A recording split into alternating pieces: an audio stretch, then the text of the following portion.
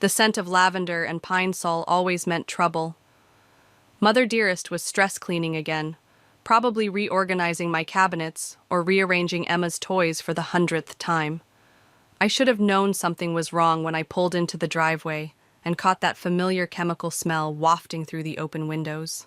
I'm Julia, and until today, I thought I had mastered the art of living with my mother-in-law Martha. 6 months of practiced smiles, carefully chosen words, and strategic retreats to maintain peace in my own home. But sometimes peace comes at too high a price. "Mommy!" Emma crashed into my legs the moment I stepped through the door, her dark curls wild and untamed. "Grandma Martha says we're having pizza for dinner." Does she now? I kept my voice light, though my stomach clenched. Another dinner decision made without my input. Another small rebellion against my authority in my own home. The house was spotless. Too spotless. Martha's cleaning frenzies usually meant she was building up to something. I found her in the living room, perched on the edge of the sofa like a bird of prey, hands folded primly in her lap. "Julia, dear, how was your outing?" The pause before outing carried enough judgment to fill a courtroom. "The charity lunch was lovely, Martha. Thank you for watching Emma." I moved toward the bookshelf where I kept our family photo album, needing to add some pictures from today's event. The empty space where it should have been made, my heart skip. "Looking for something?" Martha's voice carried that sickly sweet tone she reserved for her special moments of triumph. The photo album. "Oh, that old thing?" She waved dismissively. "I took the liberty of reorganizing your photographs. They were in such disarray. But while I was at it, I couldn't help but notice how few recent pictures you have of Emma. A mother should document every precious moment, don't you think?" My fingers curled into fists. "Where is it, Martha?" She reached beside the sofa and produced a crisp white envelope. "I've written down some thoughts about proper maternal documentation, and perhaps some other areas where a bit more attention might be beneficial." I snatched the envelope, my hands trembling as I pulled out the letter. Each perfectly penned word was a dagger. "Dear Julia, as a mother myself, I feel compelled to address certain concerns regarding Emma's upbringing. Your frequent absences, 3 charity events this month alone, and lack of proper documentation of Emma's childhood moments suggest a troubling pattern of neglect." The letter went on, 2 pages of carefully crafted criticism disguised as concern. My photo album, the one containing every precious memory since Emma's birth, was being held hostage until I demonstrated more maternal responsibility. "Where is my album?" My voice came out steadier than I felt. "Somewhere safe," Martha smiled, "until you've had time to reflect on my suggestions." Emma tugged at my sleeve. "Mommy, can we look at the pictures of my birthday?" I crouched down to her level, forcing a smile. "Not right now, sweetheart. Why don't you go play in your room while I talk to Grandma Martha?" After Emma disappeared upstairs, I turned to face my mother-in-law. "This ends now." "I'm only thinking of Emma's best interests," Martha said, rising from the sofa. "Someone has to." The front door opened and Ryan's voice called out, "I'm home early. Something smells amazing." Martha's face transformed instantly into a mask of maternal concern. "In here, darling. I was just having a heart-to-heart with Julia about some family matters." I watched her glide toward my husband, the letter crumpling in my grip. 6 months of subtle undermining, of questioning my every decision, of trying to drive a wedge between me and my daughter. But stealing my memories? That was her first real mistake, and I was done playing defense. Ryan's fork scraped against his plate, the sound grating against my nerves like fingernails on a chalkboard. He hadn't looked up once during Martha's theatrical recounting of her day with Emma. "And then," Martha continued, dabbing her lips with a napkin, "I showed Emma those lovely ballet videos from when you were young, Ryan. She was absolutely transfixed." "That's nice, Mom." Ryan's attention remained fixed on his phone, probably checking work emails again. I pushed my untouched pizza around the plate, the stolen photo album weighing heavy on my mind. "Emma, sweetie, how about we read that new library book before bed?" "Oh," Martha interjected, "I've already promised to read her the special book I bought today. It's about a little girl who lives with her grandmother. Isn't that right, precious?" Emma nodded, her eyes darting between Martha and me. The hesitation in her expression made my chest tighten. Actually, I said, measuring each word, I'd like to spend some time with my daughter before bed.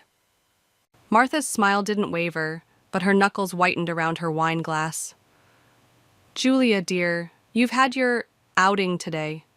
Surely you can spare Emma for one bedtime story with her grandmother. Ryan?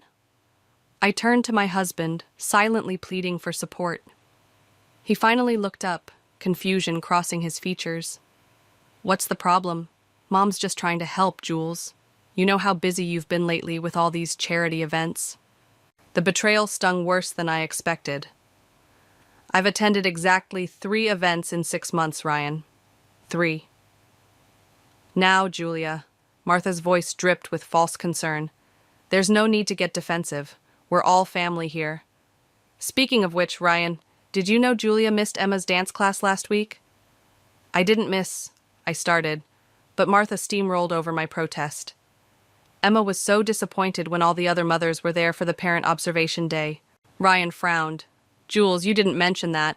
Because it wasn't parent observation day, I snapped. That's next week. I have it marked on the calendar in the kitchen. Martha's eyes widened in practiced innocence. Oh dear, did I get the dates mixed up? I could have sworn... Well, no matter, I was happy to step in regardless. Emma's small voice cut through the tension. Mommy, my tummy hurts. I pushed back from the table, grateful for the excuse to escape. Come on, sweetheart, let's get you upstairs. In Emma's bathroom, I held her hair back as she threw up the pizza. Martha appeared in the doorway, hovering like a concerned vulture. Poor dear, she cooed. I knew that second slice was too much. Julia, you really should monitor her portions more carefully. I bit back a retort, focusing instead on comforting Emma. It's okay, baby. Mommy's here. Perhaps, Martha suggested, Emma should sleep in my room tonight. I have more experience with sick children, after all. Absolutely not. The words came out sharper than I intended. Julia! Ryan's voice carried from the hallway. Mom's just trying to help. I helped Emma rinse her mouth, my mind racing.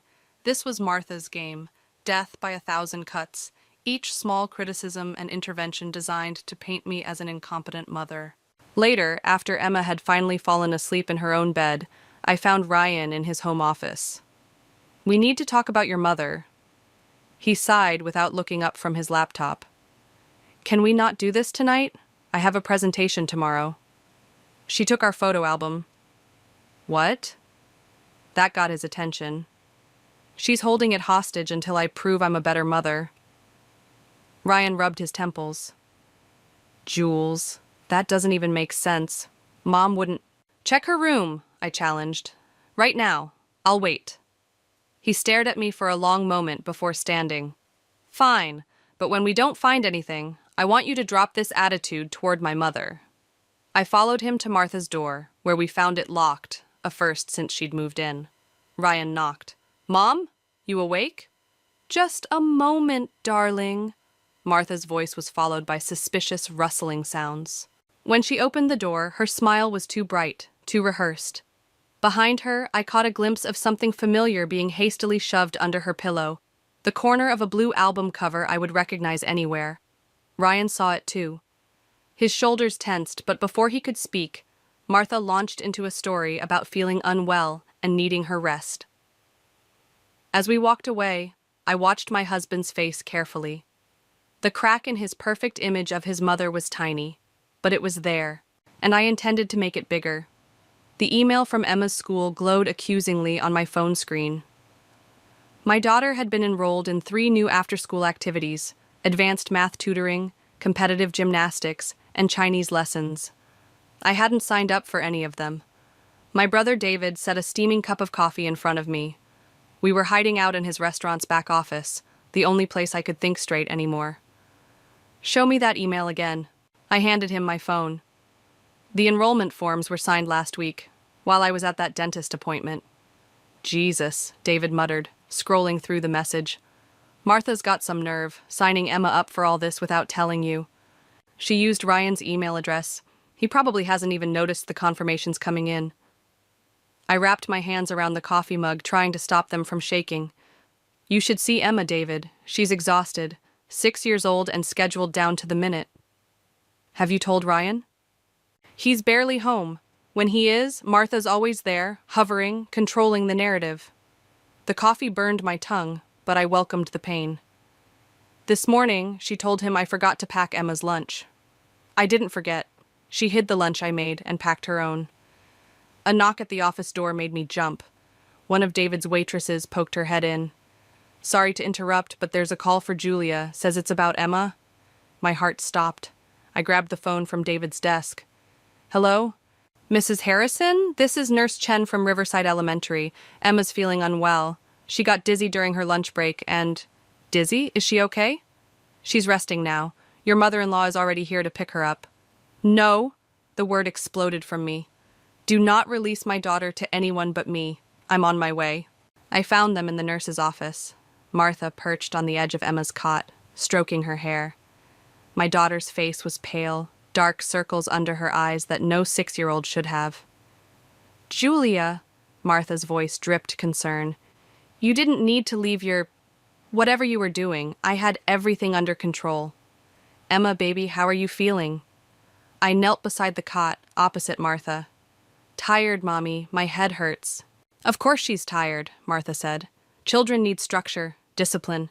These new programs will help build her character. Programs you signed her up for without my knowledge or consent.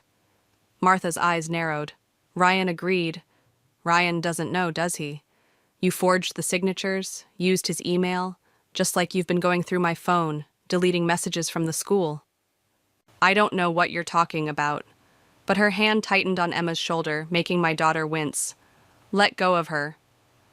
Julia, you're being hysterical. This is exactly why I said, let go of my daughter. Nurse Chen appeared in the doorway, sensing the tension. Is everything all right? No, I said, pulling out my phone. It's not. I'm calling my husband. Martha's composure cracked. He's in an important meeting. About his daughter being in the nurse's office? About you forging his signature? Let's see what he thinks is important. I dialed, holding Martha's gaze. 1 ring, 2, 3. Jules, I'm kind of in the middle of something. Emma's in the nurse's office. She collapsed from exhaustion because your mother enrolled her in 3 extra programs without our permission. She forged your signature, Ryan, used your email. Check your deleted folders. You'll find the confirmations she tried to hide. Silence. Then, Mom did what? Martha was already gathering her things, backing toward the door. Ryan, darling, I can explain. But Ryan's voice had changed, hardened. Don't move, Mom. Jules, take Emma home. I'm leaving work now. I lifted Emma into my arms, her small body too light, too fragile. Martha blocked the doorway. This isn't over, she whispered, low enough that only I could hear. You have no idea what you're doing. No, Martha, I replied, feeling Emma's arms tighten around my neck. For the first time, I know exactly what I'm doing. As I carried Emma to the car, I felt something shift inside me. This wasn't just about the photo album anymore. This was war, and Martha had just lost her first major battle, but the look in her eyes told me she wasn't done fighting, not by a long shot. The box appeared on our doorstep 3 days after the school incident. No return address, just Emma's name in Martha's perfect cursive. Inside lay my wedding dress, carefully cut into precise, methodical strips. I stood in the kitchen, holding the mutilated silk when Ryan came home early. His face darkened at the sight. Mom's gone too far. He ran his fingers through his hair. I'll talk to her. Like you talked to her about the forged signatures? The words came out sharper than intended. She apologized, you accepted, and nothing changed. What do you want me to do, Jules? Throw her out? The front door opened before I could respond. Martha's voice carried from the hallway, accompanied by Emma's excited chatter. And then we can show Daddy your wonderful news. Ryan frowned. What news? Martha swept in, brandishing a piece of paper. Emma's been accepted into St. Catherine's Academy. Isn't it wonderful? My stomach dropped. St. Catherine's was 2 hours away. It's a boarding school, Martha continued, beaming. The same one Ryan attended. I took the liberty of submitting an application months ago, and they've offered her a full scholarship. Ryan took the acceptance letter, his expression unreadable. Mom, we never discussed— Of course, I knew Julia might object, Martha cut in, given her attachment issues. But Emma deserves the best education possible. Don't you agree? Emma tugged at my sleeve. Grandma says they have horses, Mommy. I crouched down to her level, fighting to keep my voice steady. Sweetie, why don't you go upstairs and start your homework? We need to talk about this as adults. Once Emma was gone, I turned to Martha. You had no right. I had every right. Martha's mask slipped, revealing something cold beneath. As a grandmother, as a former educator, as someone who wants more for Emma than this. She gestured dismissively at our home. Ryan, I said quietly, your mother just tried to send our daughter to boarding school without consulting us. Are you going to say anything? He stood there, still holding the acceptance letter, looking lost. It is a good school, Jules. Something inside me shattered. I need some air. I grabbed my keys, the shredded wedding dress still clutched in my other hand. Julia, don't be dramatic, Martha called after me. This is exactly why Emma needs proper guidance. I slammed the door on her words. 20 minutes later, I sat in David's office again, spreading the strips of my wedding dress across his desk. She's trying to take Emma. My voice sounded strange, distant. And Ryan, he's actually considering it. David examined one of the silk strips. This is a threat, Julia. She's showing you what she can do to your marriage, your family. I know. I picked up a piece of the dress, remembering how proud Martha had been at the wedding, all smiles and tears. She's been playing the long game. Every criticism, every helpful suggestion, every time she undermined my decisions, it was all leading to this. What are you going to do? Before I could answer, my phone buzzed. A text from Ryan. Come home, please, we need to talk. Another buzz, this time from an unknown number. I opened it and felt my blood freeze. Photos of me, taken without my knowledge over the past week, at David's restaurant, running errands, meeting my friend Sarah for coffee. The final image showed me embracing David outside his restaurant, the angle making our innocent hug appear intimate. A message followed. What would Ryan think about his wife's afternoon activities? Perhaps Emma really would be better off at boarding school. David read the messages over my shoulder and swore. That's it. We're going to the police. No. I stood up, something hardening inside me. Martha wants to play games? Fine. But she forgot something important. What's that? I gathered the strips of my wedding dress, each piece a reminder of Martha's escalating war against me. I'm not just fighting for my marriage anymore. I'm fighting for my daughter, and unlike Martha, I don't need to play dirty to win. Julia. I'm going home, I said, my voice steady for the first time in days. It's time to show Ryan exactly who his mother really is.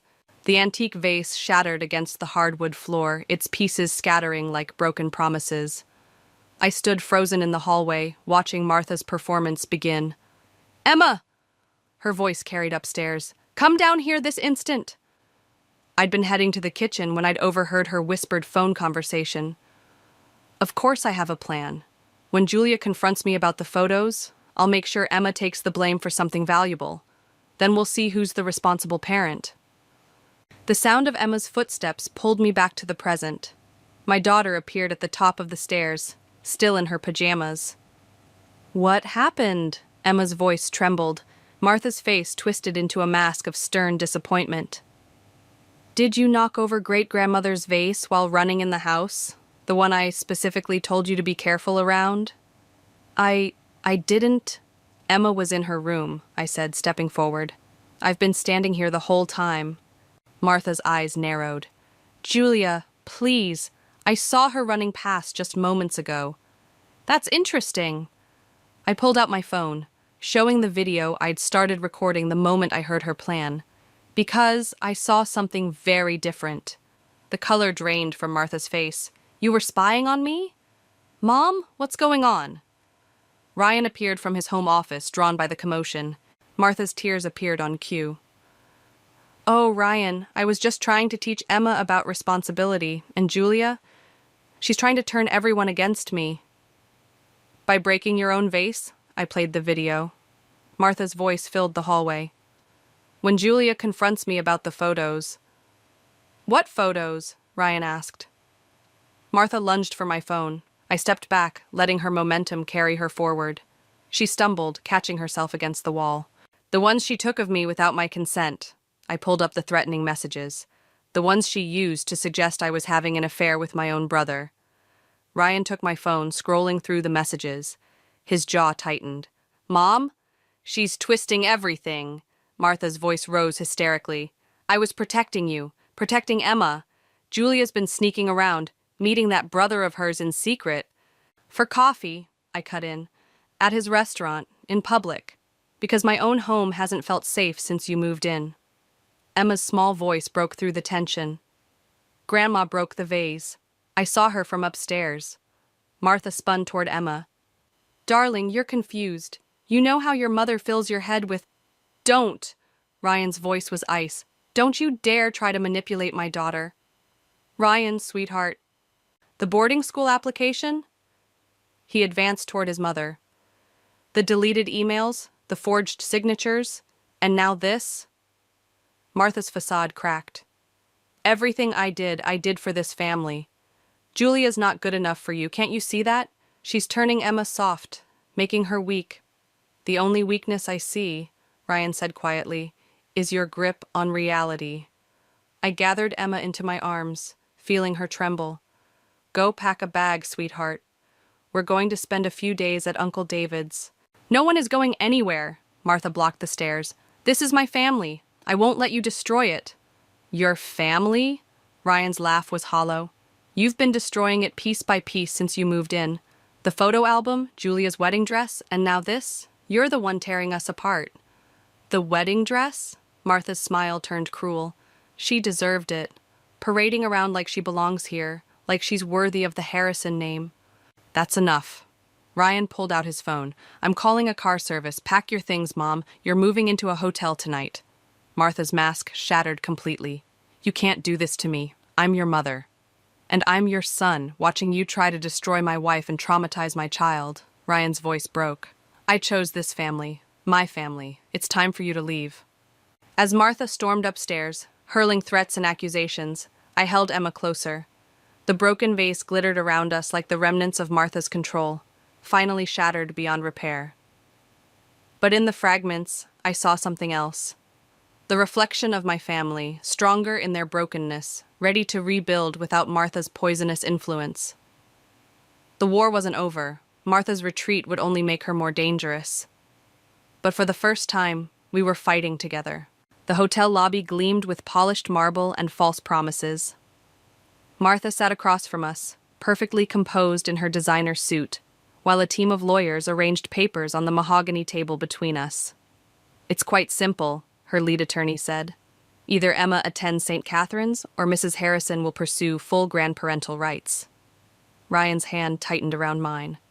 You can't be serious. Oh, but I am. Martha's smile never reached her eyes. I've documented everything. Julia's erratic behavior, her suspicious meetings, her attempts to alienate Emma from her family heritage. By family heritage, you mean you, I said. Martha's lawyer slid forward a thick folder. We have witness statements from Emma's teachers about Julia's frequent absences from school events, documentation of emotional manipulation, evidence of an inappropriate relationship with her brother. Those pictures were taken out of context, Ryan snapped. You orchestrated all of this. Did I? Martha leaned forward. Or did I simply observe a mother who's clearly unfit? The courts tend to favor stability, tradition, a prestigious boarding school education versus, what exactly? Afternoon cartoons and takeout dinners? I stared at the legal documents, my vision blurring. Months of Martha's careful groundwork spread before us, altered dates on photographs, carefully edited text messages, statements from concerned neighbors she'd cultivated. You've been planning this since you moved in, I whispered.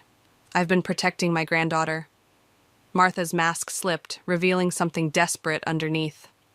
Ryan, darling, surely you see that Emma deserves better, the same opportunities you had? I was miserable at boarding school, Ryan said quietly. You were challenged, shaped into success. Martha's voice hardened.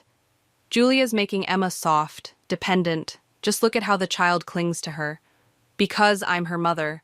For now. Martha nodded to her lawyer, who produced another document. We are prepared to be generous. Joint custody, with Emma attending St. Catherine's. Or we can make this very public, very messy. Your choice. Ryan started to speak, but his phone buzzed. He checked it, his face draining of color. What is it? I asked. He turned the phone toward me. On the screen, a news article showed David's restaurant, emergency vehicles crowding the street. The headline read, "Local restaurant shut down, health code violations." Tragic timing, Martha said softly. One might question the judgment of someone who associates with such questionable business practices. My brother's livelihood, destroyed in minutes, because of me, because he tried to help. You're destroying everyone I love, I said. No, Julia. You did that yourself by trying to come between me and my family. Martha stood, smoothing her jacket. You have 24 hours to decide. Emma's future at St. Catherine's, or a very public custody battle that will expose every flaw, every mistake, every secret you've tried to hide. She paused at the door. Oh, and Julia? I found your photo album. The memories you tried so desperately to preserve, they're gone now, just like everything else will be, unless you make the right choice. After she left, Ryan and I sat in silence, the weight of her ultimatum crushing us. We could fight, he said finally, and risk losing Emma completely? I pulled out my phone, showing him the latest text from David. Health inspectors came out of nowhere. Everything's gone, Jules. Everything. Julia, no. I stood up, my decision crystallizing like ice in my veins. I won't let her destroy anyone else I love. What are you saying? I picked up the boarding school acceptance papers, my hands steady despite the trembling in my heart. I'm saying we send Emma to St. Catherine's, and then... Then what? I thought of my shredded wedding dress, my burned photos, my brother's ruined business. Then I stopped playing by Martha's rules. She wants to teach Emma about family heritage? Fine. Let's show her what happens when you declare war on the wrong family. Ryan stared at me, seeing something new in my eyes, something that made him lean back slightly. Good.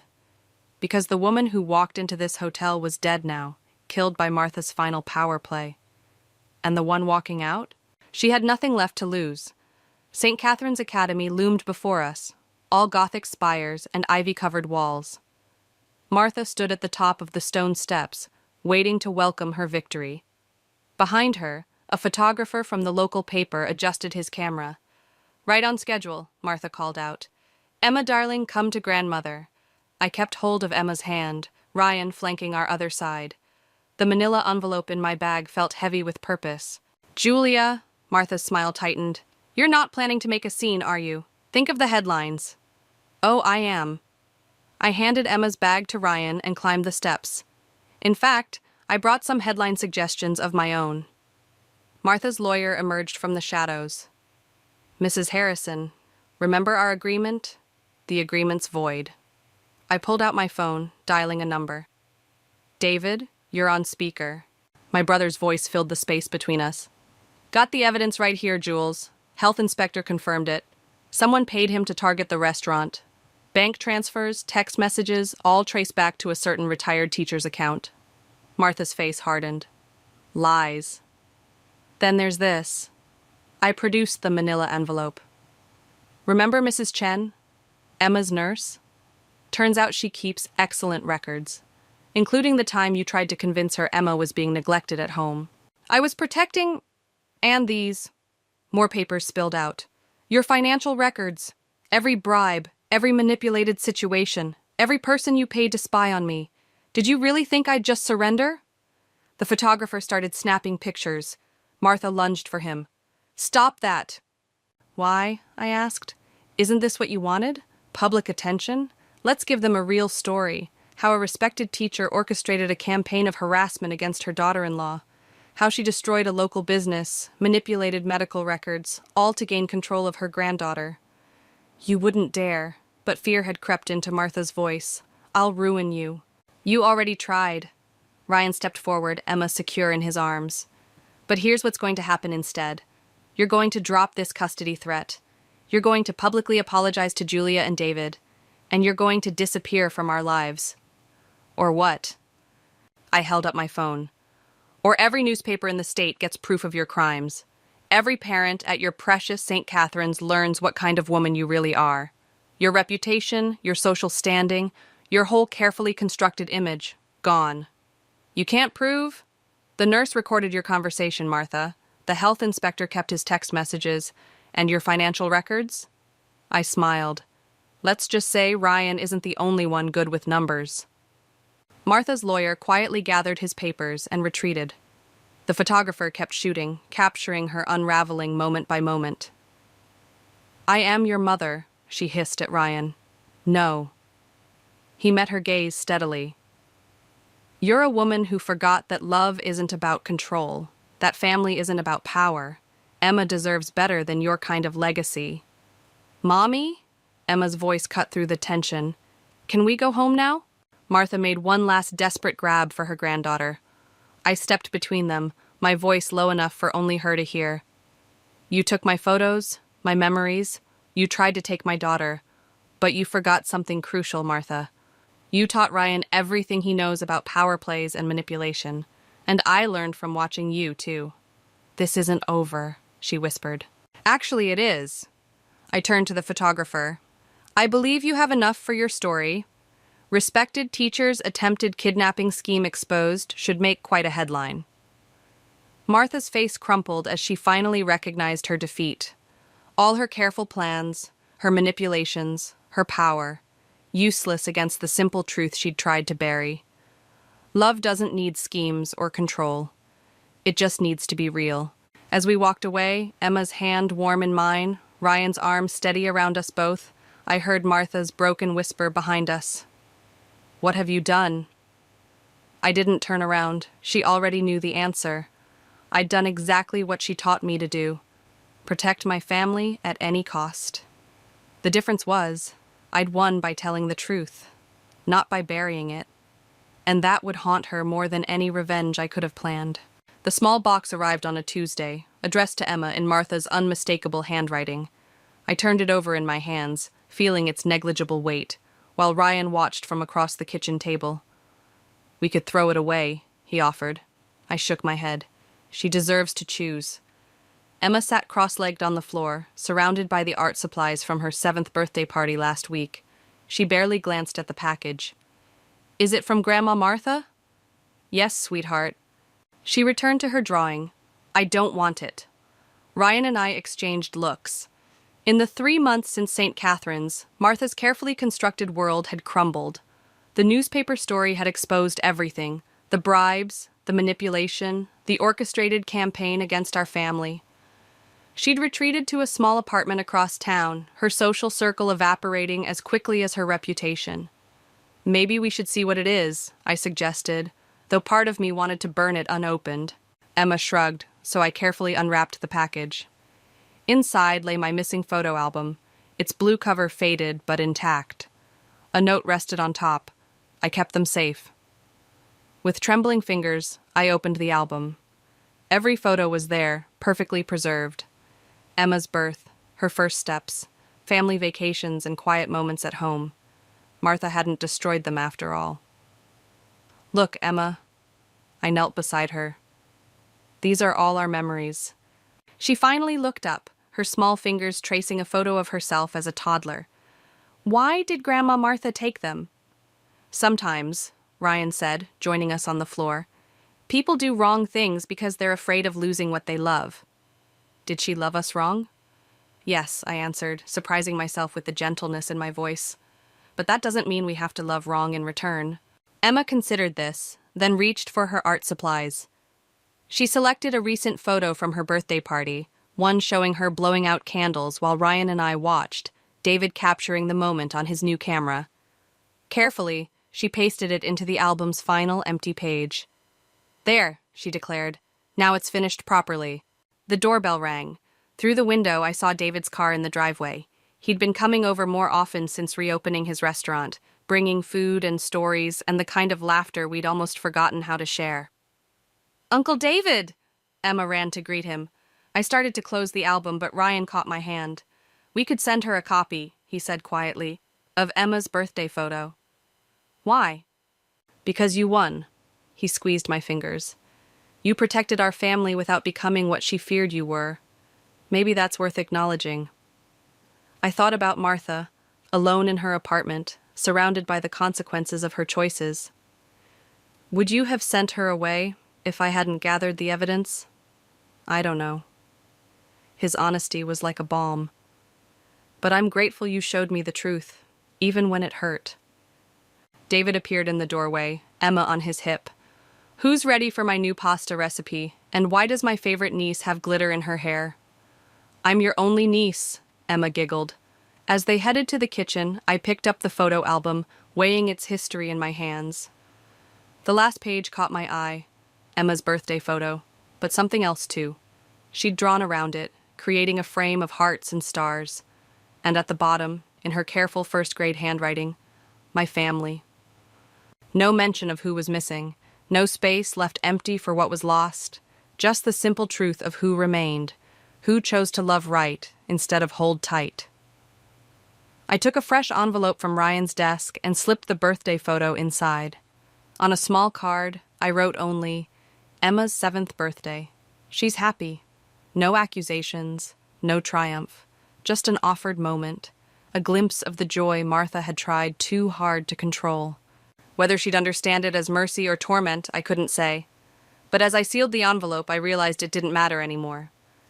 We had our memories back, but more importantly, we were making new ones, better ones.